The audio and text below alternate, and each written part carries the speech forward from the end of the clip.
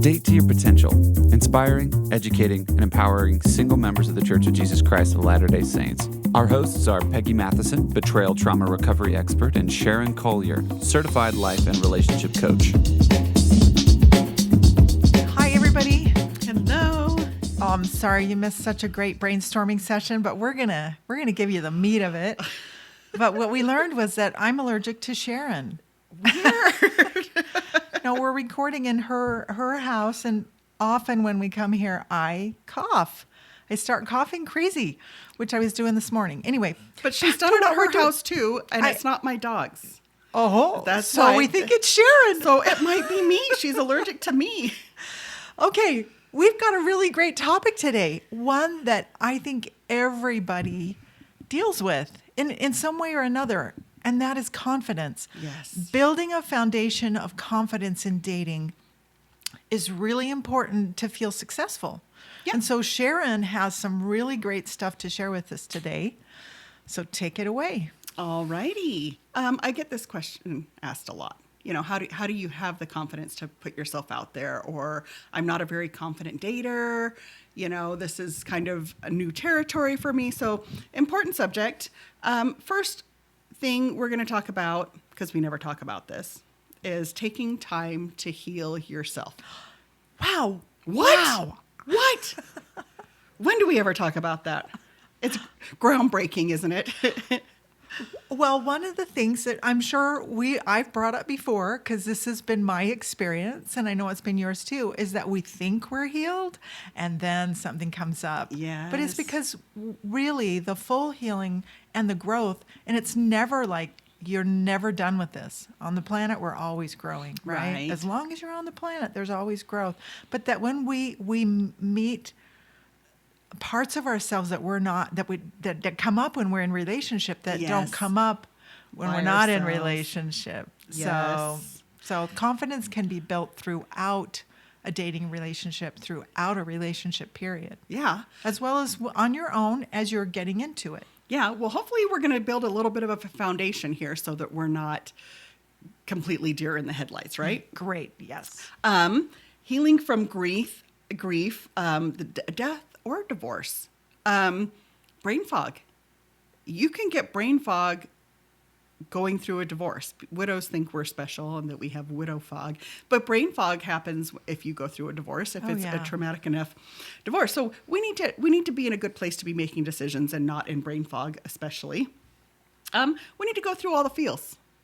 I think people beat themselves up. I just got divorced. I've been in a long-term relationship and it just ended. Even being widowed, you have, disappointments and sadness. But I think long-term relationships that break up, there's shame. Sure.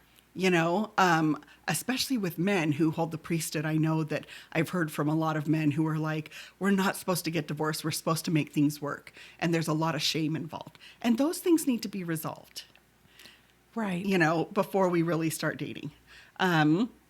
We need to, of course, find a healthy community.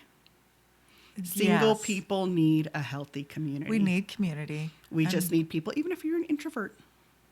Absolutely. And healthy is a really important word, Yes. adjective right there. Yes. It's healthy. And you know what? It could be maybe just one or two people. It doesn't have to be a whole bunch of people. Right. But gather healthy people or find healthy people to be a part of your community. Yes. So important. And then, we talked about big T's and little T's and trauma. Yes. If you're still stuck in the big T's, if you're still having trauma after you've done a lot of work, get some help. And there's no shame in that. Right. Peggy does trauma. There's therapists that do trauma. There's lots of ways to help your trauma. So make sure that you are giving yourself time to heal. And when I say time to heal, take some time.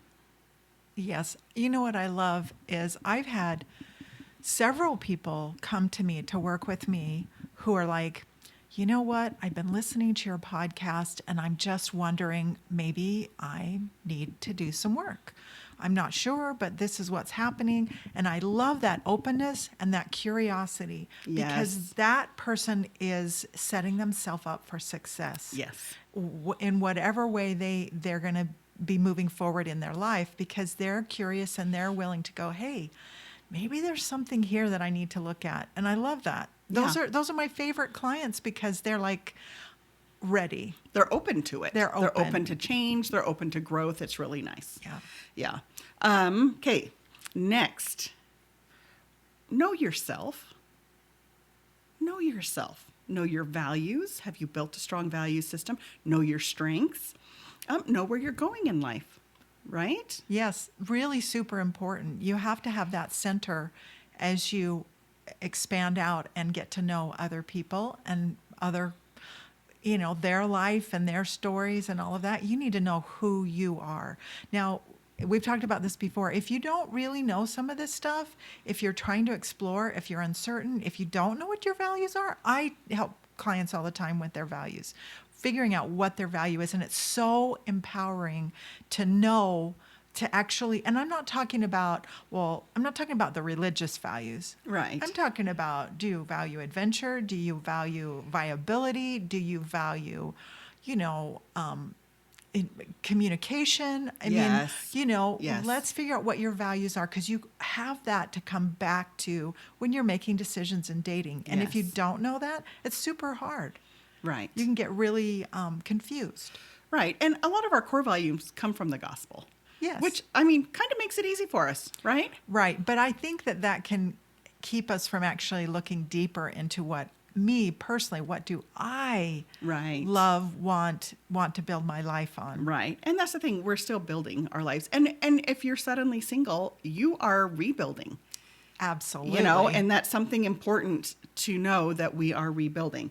So, get to know yourself. This isn't like high school where you're taking pieces and parts of all the popular kids and trying to do that. Right. This is really getting to know who you are, and whose you are. That's a very important thing to really be connected to Heavenly Father at this time. Absolutely. That spiritual foundation keeps you anchored. Yes. Actually, I was listening. Last night was the Relief Society Yes. celebration for the anniversary, and the Relief Society presidency, they all spoke, and President Nelson spoke, and Sister Yee, who's a second counselor in the Relief Society presidency now, is single and never been married, and she gave a beautiful talk. But one of the things she said is, I don't identify really as single. I don't really feel like I'm single because I'm connected to Heavenly Father. I know, but through that covenantal relationship, I am His. I have that belonging, which I thought was so beautiful. That really is beautiful. It really is. Okay, so once we know ourselves, we're going to put our true and authentic self out there. Okay? So if you have problems with who you are, of course, we're here to grow and change, right? We're always growing and changing. That's part of Heavenly Father's plan for us. Sometimes we have to take a break, right? Take a break from dating or whatever, and maybe we need to heal some more. Maybe there's some things we need to change about ourselves that's really getting in the way of a better dating experience. So we need to know that. Finding our new you. That's super important because we just talked about that, because we are a new person without the relationship. I think that takes a lot of being open, Sharon. I think if we have this idea of who we think we are and we're not open to maybe showing up a little differently, Yes. and maybe being a little different and being okay with Yes. that, seeing my life a little differently, we really have to be open to receive that, to be moldable, to be changeable in some ways. Yeah. Well, you can't be stuck where you were, because that's not the reality of the situation. It's in the past. It is. It's the past. It's the past you. But embrace this and be excited about it. Oh, we get to create a new self. Yeah. Not totally over, of Right, course, right. but we get a new opportunity. Yep, we do. Okay, we're talking about putting our authentic self out there. First of all, why hide? I remember thinking when I first started dating, wow, my dating experience would be so much better if I enjoyed camping and fishing. Because every guy's profile was camping and fishing. So I could have gone there and I could have said, oh, I love camping and fishing, and probably gotten more dates, but that's not who I am. Right. If you know me, a Motel 6 is camping, right? So, just be authentically you. This helps people trust you. When you are consistent in your behavior, you are most trustworthy. Well, you trust yourself more too. And you do. And I think you like yourself more. But your consistency will also be comforting to some people. It'll be attractive. You're very consistent. Oh, yeah. It's like you're always that way. One of my friends was getting remarried, and something she noticed about her husband was, she goes, Dan can have a bad day at work, and he comes home and he's nice to me. Dan can have a good day at work, and he comes home and he's nice to me. She goes, a lot of times I don't know how he did at work because he's always the same. The behavior is very consistent because he's a very nice man. That's just something that he's developed, is just that he's just a nice and pleasant man. And so being consistent is also comforting because we've all been in trauma and we've all been through a mess, right? Right. And sometimes we're inconsistent within ourselves. Yes. And to see that might mean that you need some healing, you need some reflection, you need to go on a little journey or whatever to work through that. But having that consistency, think about that in the friends that you have or in the relationships you have, how safe that feels. Yeah. To have that consistency. Oh, yeah. And then when somebody's behavior is a little bit off, you're like, wait, what, It's like, well, I Right. haven't seen that in that person yet. What is this, kind of Right. thing. But I always think about how you feel trying to function in a mess. Oh, yeah, like You know, a like- messy house or something. Or like a messy kitchen. I have to clean the kitchen completely because I don't focus as well, right? When I cook, it's like, okay, we have to like clean it from top to bottom. The dishes have to be out of the sink, all of that, to be able to focus. And I think you don't want to be a messy person. You don't want to put that out there into the world. And because a mess is kind of chaosy, right? It's like, it just adds to the chaos in your brain. And you don't want to put yourself out there as a messy person. When you As say somebody who's, messy, like tell not me- consistent, Okay. in your behavior. Emotionally maybe Yeah, messy. Yeah. And Okay. so when your behavior isn't consistent, when you're not consistent, when you're not your authentic self, when you discover your authentic self, it's pretty easy to be consistent. When you're living authentically. Yes. Yep. You will be consistent and not messy because you don't want to bring the chaos into a group or into the room or, because you're just so discombobulated in your, in your brain. So if that all makes sense, your authentic self that's living true to you. And, you want to put that out there. It reminds me of our episode last week with Camille about style. Yes. And how how you present yourself physically in the world shows a lot about you. And you want that. You want, like, if you're open inside, if you're open to conversation, if you're open to talking, you need like a little more open of a neckline kind of thing. So having that consistency, I just thought that was kind of interesting. Oh, yeah. Think about that. Are you consistent in how you appear Right. to, as That- well as yeah, that how as you, well. That as well. And honestly, a lot of our confidence does come from how we look and how we present ourselves. It's like, do you feel confident in the clothes you're wearing to leave the house? It's like you just put yourself together. It's like, yep, right on. I listened to Camille's thing. I'm right on. I'm spot on. All right. So that's our putting our authentic self out there. Okay. Next one is knowing your dating pitfalls. So somebody new to dating isn't going to know these as well as somebody who's an experienced dater, but maybe do you attach too quickly, too fast? That would be a dating pitfall. When you fall hard and fast, a lot of times you're not seeing things clearly. I've heard people talk about that and they go, oh, I attach so fast and blah, blah, blah. It's Yeah. like, well, and then they just like pull away and never go out. It's like, well, why don't you, like, you can do something about that. Yes. You can change that about yourself. So many times I hear people say things and I think to myself, you don't have to live that way. Right. You can change that, but you have to be willing to take the steps to do that. You have to be Yes. open and curious and willing to do what it takes. Yes. To move past that block. Right. Maybe you're a fantasizer. You go into fantasy mode. You go out on a first date and you go into fantasy mode about who this person is. We love to do that. We do that. Oh, I'm sure he's so strong and I'm sure he's so smart. And you've had one date, or even sometimes before the date. Right. And you're setting yourself up for grave disappointment sometimes, by fantasizing. Right. So if you're a fantasizer like that, it's like maybe that's something that you just need to put out of your head and not go, okay. And I know a lot of when people start chatting and they've decided to go on a date and they're not going on a date for a week, they're chatting in between and they start going, oh, yes, my dream is the blue house with the white picket fence and the dog in the front yard, right? And the cat in the window.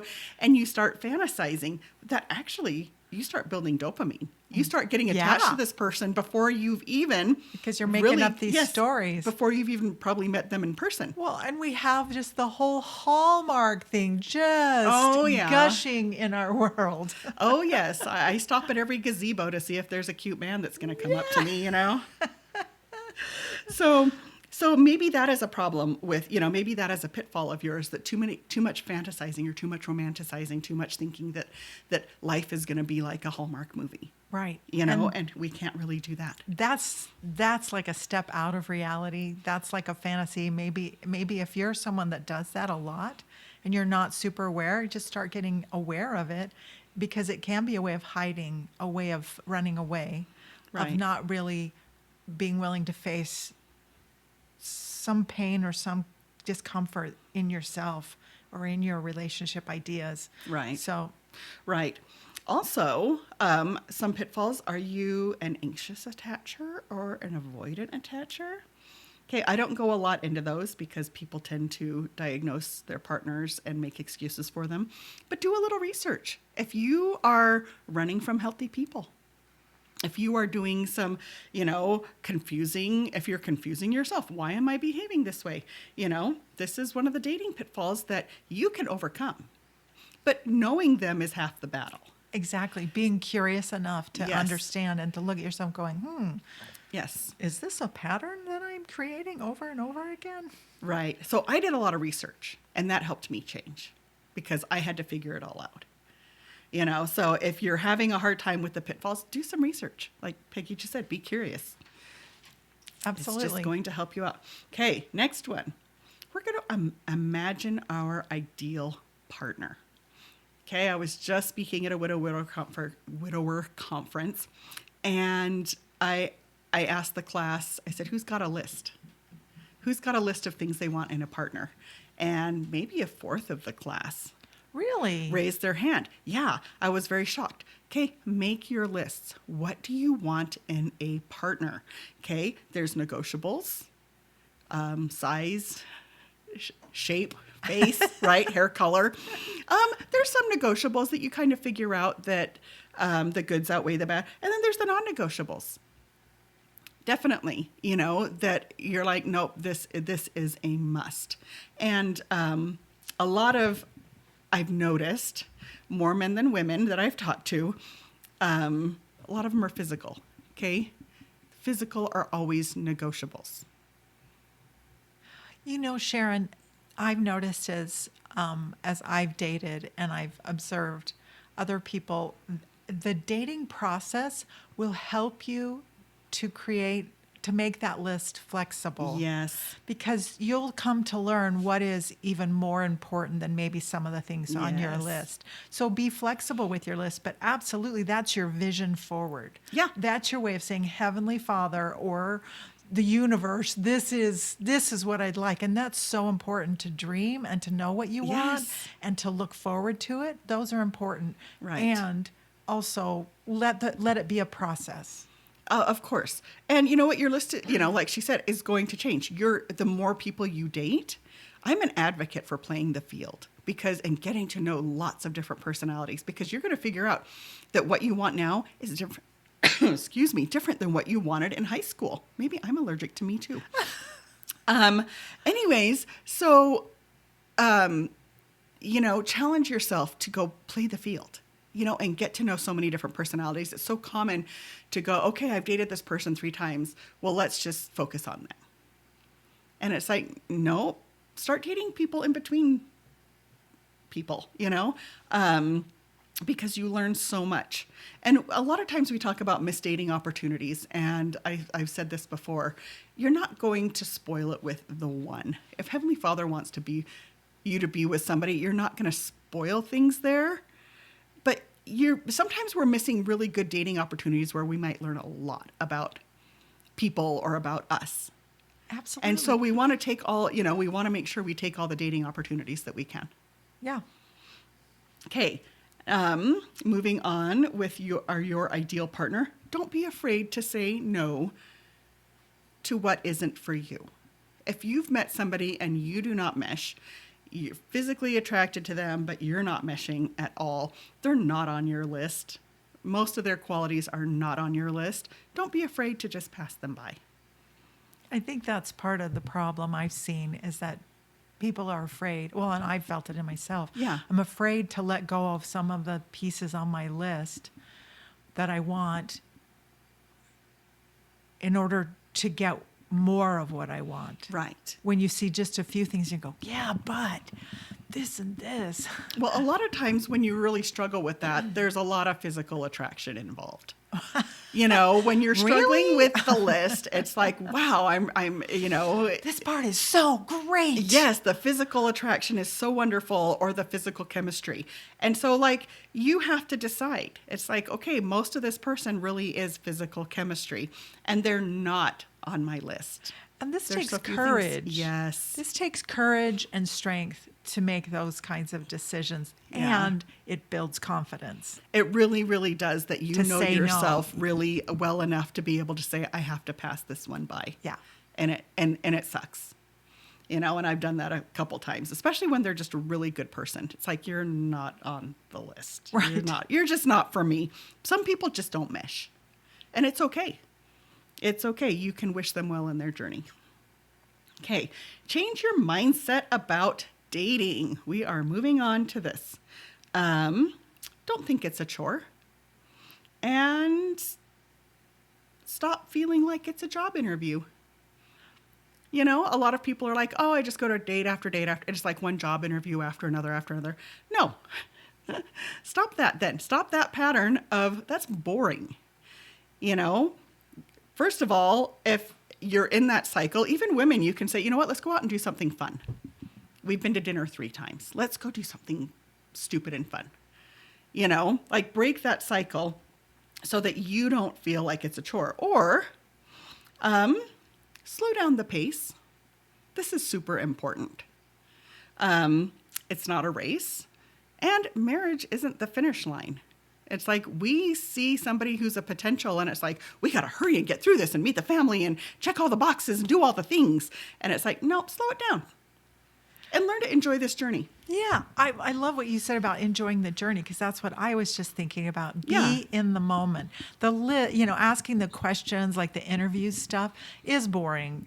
Yeah. And that can get tedious. If you can do something to create playfulness and creativity in the moment Yes. with that person and see how they respond, that's part of what you're looking for, right? Is Yes. how can I be with this person, not just all the list of questions. Of just checking the boxes and, Yeah. and getting all the things Right. done. And those Yeah. are important. Those are important Yeah. to know. Oh, yeah. I mean, but this other piece is super important too. How are you Right. going to be together? How are you going to interact with each other? Find ways to, that's why it's like, have fun. Yeah, Right. really make it fun. So we don't need to think of it as this job. I have to get married, or whatever. The last one in this one is see the adventure in it. Yeah. Just see it as an opportunity to meet new people and try new things. And that's a fun adventure. That's not a boring job. And I love like the idea of, like, as a coach, if I'm working with someone on their goals, I say, okay, give yourself a high five, give yourself a reward. What is the thing that you, like, if you really get these things accomplished today, what are you going to do to reward yourself to say, good job? Right. Well, you can do that after a date and go, hey, I was who I wanted to be. Yes. This turned out great this way about Yes. yourself. And if it isn't, you can evaluate and go, okay. And we're going to be moving on to that one soon, we're right? We're going to talk about that. Yes, in just a minute. Next one is that we need to realize that we're all human beings. What? And I know, weird, but we're all wired as human beings. and that we're all pretty much equals. And so when we're out there feeling nervous and insecure, somebody else is out there feeling nervous and insecure. And maybe our insecurities are different than theirs, but we're all feeling insecure.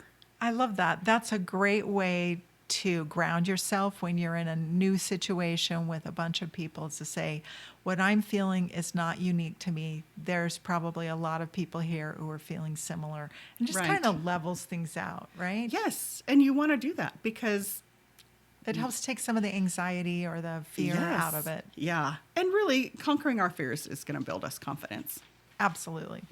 Okay, set realistic expectations. Okay, you will probably go on a lot of first dates and never make it to the second, and that's okay.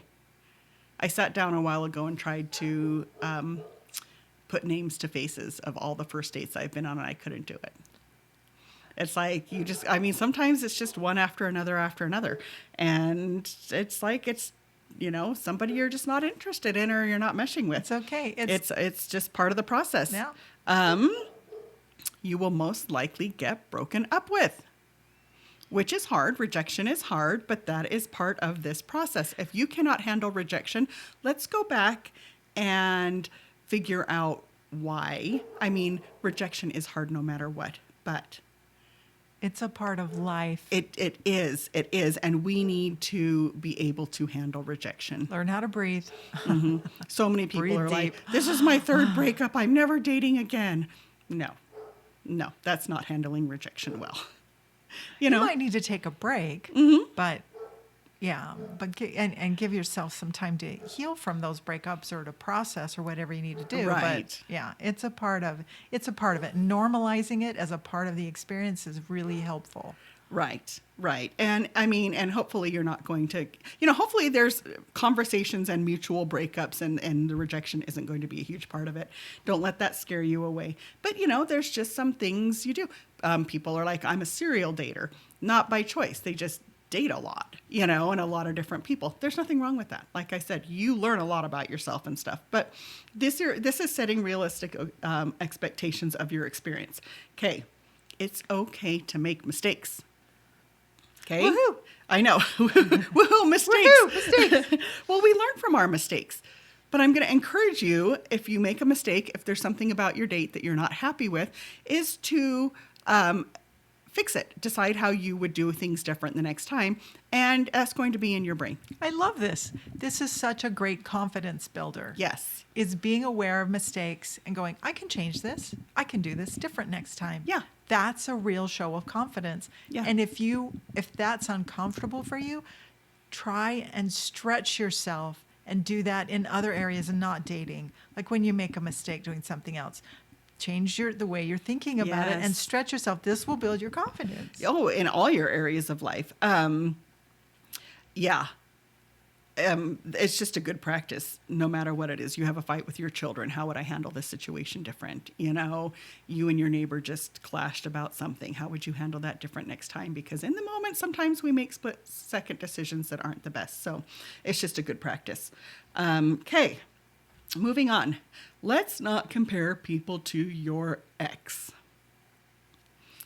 Okay. Super hard to do. Your ex or your deceased spouse. Yes. So widowed people tend to look at positives, right? Interesting. Oh, he opens the door for me every time, just like my late husband. Where divorced people tend to be a little bit more negative. She said that and her voice inflection was just like my ex, or this behavior is just like my ex. And a lot of times that's self-preservation, right? Yeah. That's our amygdala in our brain saying, okay, on high alert because we've been hurt and we've been through something traumatic. And that's its job, is to be negative. It's like, oh, that's something I need to be looking for. So try your hardest not to be comparing to the ex. Okay, the ex is in your past. You're making better choices. And if there's a whole bunch of negative behaviors,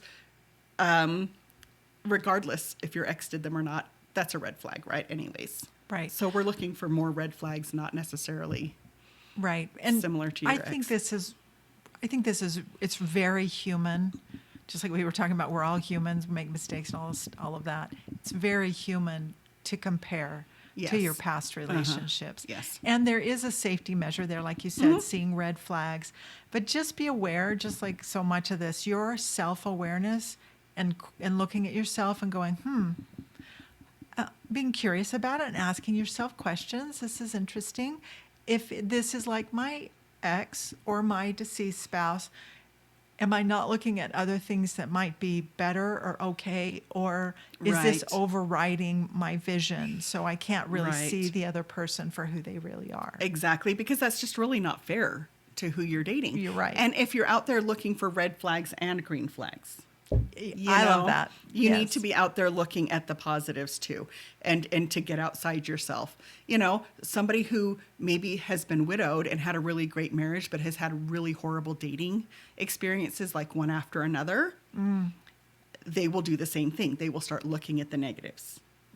Makes sense. And, because that's kind of how we're wired. But we do need to look at the positives and the negatives. Okay. Last one, build yourself up. Okay. Do things that make you feel confident, or do a daily reflection on moments that you really were confident. Some people are super confident at work, right? Because they know what they're doing. Yeah. And so it's like, let's take that into our dating life. Let's figure out how we know what we're doing. And part of that is listening to podcasts and getting educated, right? Yeah. But yeah, reflect on the things that you did during the day that make you feel confident. Focus on the things that you bring to the table. You know what? I know how to make people laugh, and I'm a fun person to be around. Yeah. And I know how to have a decent conversation. You bring a lot to the table in dating, so focus on those things. Yeah, those would be like knowing your strengths kind of Yeah, thing. mhm. Yeah. And bring and building your relationships around that is that can be very confidence building. The other thing that I was thinking of, Sharon, was sometimes and I don't know if men do this, but I know a lot of women do this. Like if something goes wrong, we automatically think it's something we've done or our own fault. Yes. So when you build yourself up, recognize there may be ways that you're owning stuff that isn't yours to own. Yes, that's a super big part of this. Yeah. So it's like if it went wrong, it doesn't necessarily mean that something you did Right. made it go wrong or that it's your fault. If somebody's not asking you to dance, it may not be your fault. Now, this is very nuanced, right? Because there are things you can do, just like we talked about last week's style. We're Yes, talking about a yes. dance. There are things you can do to, get more of what you want, right? Right. Just be aware to not, and you may already know this. If you do this, you may already realize that you take on stuff that's not your fault. Right. Yeah. So building yourself up means seeing yourself more clearly too. Yes. Like don't just. Well, and focusing on the positives. Right. Exactly. And you Focusing know on what? the I have positive. been on dates, and I know you haven't dated as long as I have, and maybe you've sat across the table from somebody that isn't just for you, and the whole night is just a weird experience. Yeah. So you know what? It's Yeah. because you both don't mesh. It's not your fault. And so I love that Right. you brought that up. Thank you for bringing that up, because sometimes just those things happen. There are disastrous dates and you think, what just happened? Oh my gosh, that was the weirdest thing ever. Not your fault, Right. So don't look at it. I just must be super awkward. We don't go there. And we're Just go, that was an experience. yeah, it's like, yeah, Ding next. it's like, write it down. It'll be funny later. Right? Okay. Always be improving. We're going to celebrate our improvements and be our own cheerleader. Because, Yes. it's like you said, how are you going to reward yourself Yeah. for the improvements that you're making? And even if they're the tiniest, did you know that, well, you probably do know because I've mentioned this before, and Peggy's smart anyways, when you knock things off your list, you produce dopamine. Right. It makes you happy. Yes. And so it's always a good thing to be even tiny. Even like sometimes I tell mommies that are really struggling, you know what? Record your mommy wins. Yeah. Because you have several during the day. I think they just get overshadowed by, the one big fight you had with that teenager or, things like that. But there's always wins during the day. So make sure we're always acknowledging that and that we are our own cheerleader. Always be kind to yourself. Okay, we don't need That's to. really important. It I is. mean, don't just let that phrase go by, everybody who's listening. Be kind to yourself. Yeah. Sometimes we really struggle to do that. Do kind things for yourself. Say kind things to yourself. There's a lot of self-care that you can do to be kind to yourself. Be kind to yourself and make it a priority. Okay. Do not compare yourselves to others. Heavenly Father didn't make us all the same for a reason. Embrace your own stuff and just leave everybody else out of it. Easier said than done. Totally Especially is. in a world where comparison is so huge. But you know what? You can admire somebody without being resentful of what they're doing and their successes. I like that as a Admi- reframe. Yeah. Yes. Admire their beauty or their skills or whatever it is. Yes, their talents and everything. It's like, wow, good for you. You know, Right. good for you. I think you should celebrate with them personally. Okay. Don't dwell on the past. We've talked about it how many times now? You know, don't look back. You're not going that way, right? Learn from our mistakes. Let's reevaluate our mistakes and do things differently. Okay. And of course, we always want to stay positive, right? Let's look at our positives. And the last one is be your own version of confident. How you think of a confident person, if you're really struggling with this, how do you think a confident person should be? And start out in that direction.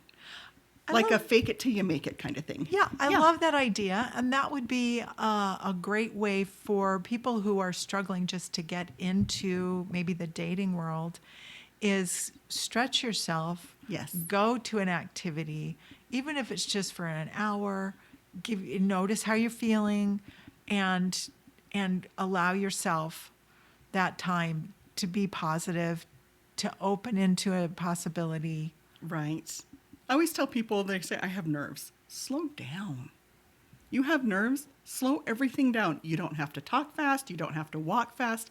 Take Slow some everything deep down. breaths. Yeah, you know what? Start thinking, really thinking. Don't rely on nerves. Just slow it down.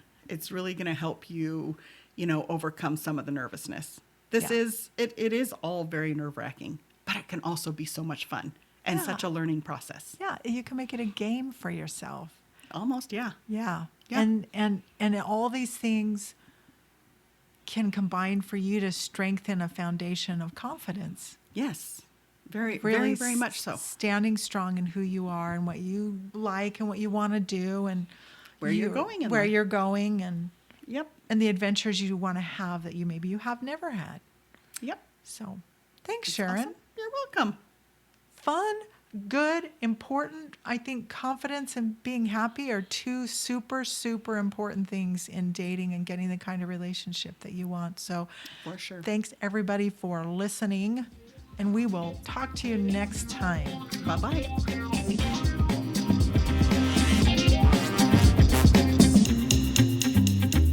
Thank you for listening. We hope you enjoyed today's episode and that it inspired you on your dating journey.